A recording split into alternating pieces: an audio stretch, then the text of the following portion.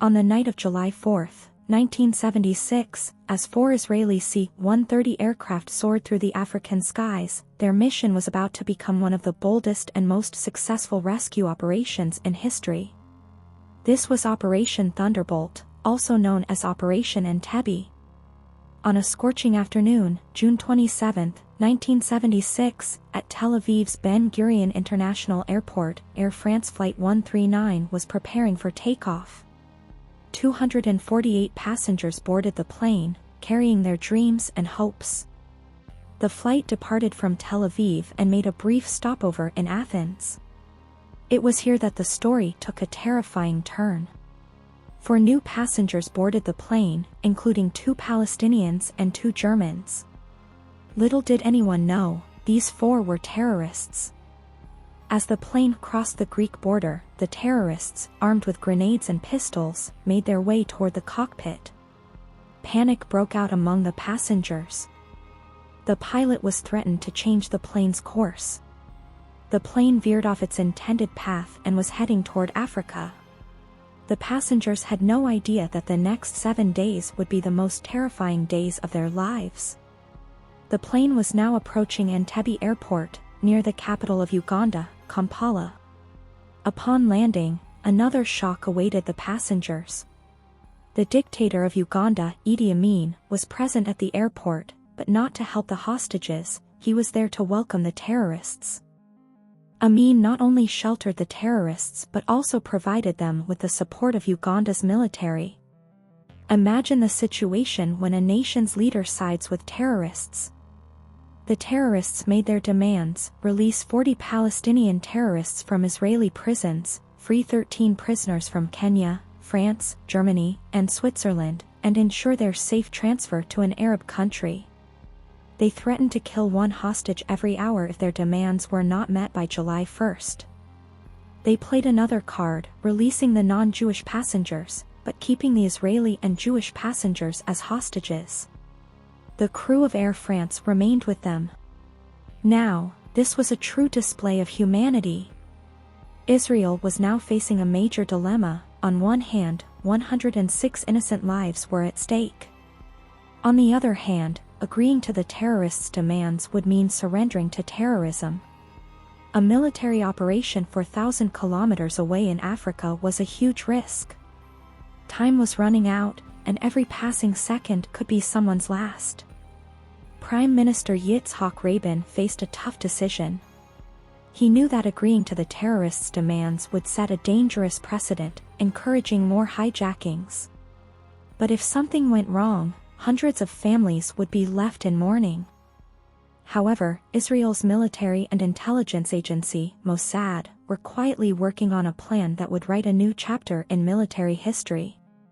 Israeli commanders worked around the clock, examining every map of Entebbe Airport, studying the old terminal walls, gathering every bit of information from released passengers, even seeking help from the Israeli construction company that built the terminal. Then the preparation began. 4 C-130 Hercules planes were selected and specially modified. Fuel tanks were increased so that the planes could make the 4,000-kilometer journey non-stop. 29 of Israel's best commandos were chosen from the elite Sayeret Matkal unit. A mock terminal was created, identical to Entebbe's. The commandos practiced day and night, repeating their tasks so many times that they could do it with their eyes closed.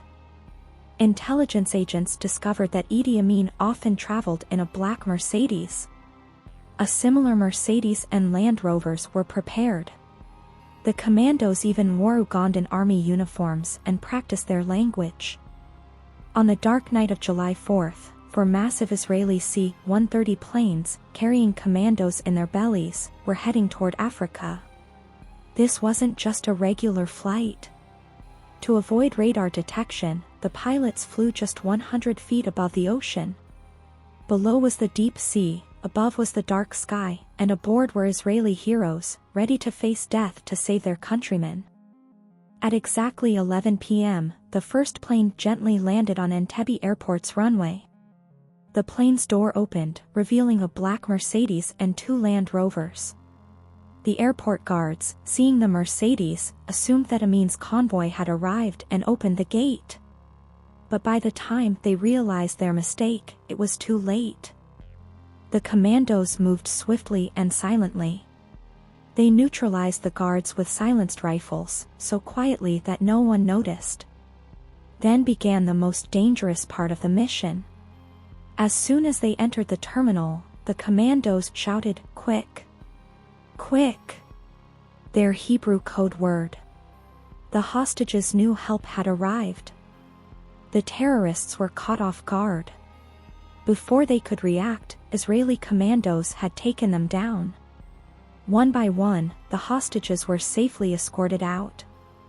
That dark night of July 4, 1976, would be written in golden letters in Israel's history. A 90-minute operation that not only gave a crushing blow to terrorism but also showed the world that with courage, nothing is impossible. 102 hostages were rescued, and all 7 terrorists, including 2 Germans, 2 Palestinians, and 3 accomplices, were killed. 45 Ugandan soldiers who had supported the terrorists were also killed. However, 3 hostages lost their lives during the operation, 1 woman sacrificed herself to save her children, and 2 others were killed in crossfire. One elderly woman, who was already in the hospital, was later killed by Amin's soldiers out of revenge. Every victory has its cost. In this mission, Israel lost a brave soldier, Lieutenant Colonel Yonatan Netanyahu, who was the older brother of Benjamin Netanyahu, the future Prime Minister of Israel. 5 commandos were injured, but not one retreated. Even after being wounded, they continued fighting. This mission sent a message to the world: Israel will do anything to protect its citizens. If you liked this video, don't forget to like and share. Also, subscribe to the Pot of Wonders channel and press the bell icon so that you don't miss out on more intriguing content.